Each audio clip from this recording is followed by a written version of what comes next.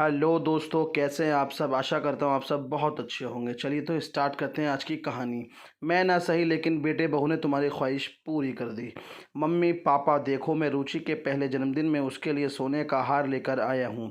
बताइए कैसा है। ऑफिस से आते ही रजत सीधा अपनी मम्मी यशोदा और पिता मुकेश के कमरे में जाकर उन्हें सोने का हार दिखाते हुए बोला, बहुत सुंदर। दोनों एक साथ बोले, मैं रुचि को हार देकर आता हूँ।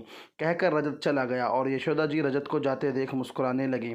यशोदा, तुम्हें भी सोने के हार का कितना शौक था, पर मैं तुम्हें कभी नहीं दिला पाया। इस बात का मुझे हमेशा अफसोस रहेगा। आप भी किन बातों को लेकर बैठ गए। मेरे लिए आपका प्यार सोना चांदी के हार से भी बढ़कर है। आज तो हमें खुश होना चाहिए कि हमारा बेटा इतना काबिल है कि बहू की हर ख्वाहिश पूरी कर सकता है। उसे इस काबिल तुमने ही बनाया है, नहीं तो मेरी इतनी आमदनी कहाँ थी कि उसे अच्छे और बड़े स्कूल कॉलेज में पढ़ा सकूँ। तुम अपनी ख्वाहिश को नहीं मारती तो आज शायद वो इतने अच्छे पद पर नहीं होता। माँ अपने बच्चों के लिए दुनिया से लड़ सकती है, ये तो कुछ भी नहीं। मुझे तो इस बात की खुशी है कि हमारा बेटा बड़े ओहदे पर होते हुए भी उसमें ज़रा सी भी घमंड नहीं है। हमें सम्मान देता है, हमारा ध्यान रखता है, हमारी किसी बात को टालता नहीं। हमारी बहू भी बहुत गुणी है, इससे ज़्यादा हमें क्या चाहिए।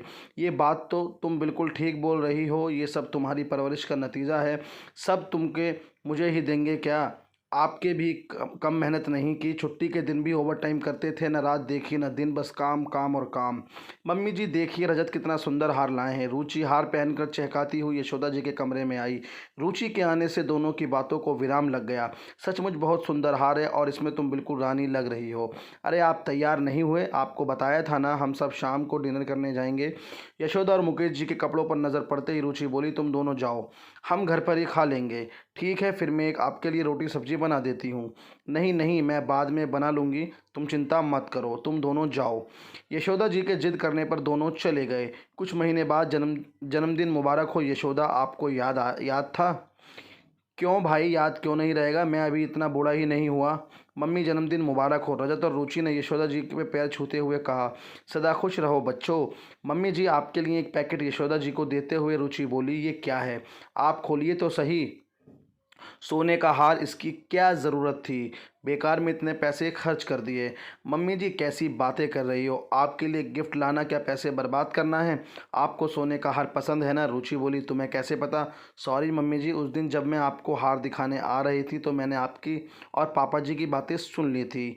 मम्मी आपने मुझसे भी कभी नहीं बोला, एक बार बोलती तो आपने अपनी ख्वाहिशों को हमेशा छुपाया।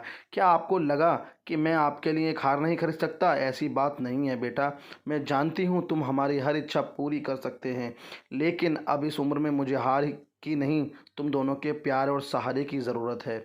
मम्मी जी हमें भी बस आप दोनों का आशीर्वाद चाहिए। आज मैं आपकी पसंद का खाना बनाऊंगी। रजत आप भी चलिए मेरी मदद करने। दोनों किचन की ओर चले गए। यशोदा, मैं ना सही लेकिन बहू ने तुम्हारी ख्वाहिश पूरी कर दी। यशोदा जी खुद को आईने में निहारने लगीं। सोने के हार की चमक से ज़्यादा उनका चेहरा बेटे बहू के लिए दिए प्यार और सम्मान से दमक रहा था। कितनी इंस्पायर करने वाली ये स्टोरी थी।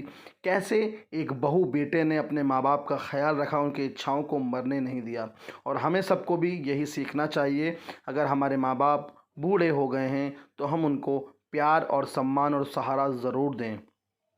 ये वो भगवान हैं जो हमें दिखते हैं। तो इन सब की कद्र करिए। आपको वीडियो कैसी लगी, वीडियो को लाइक ज़रूर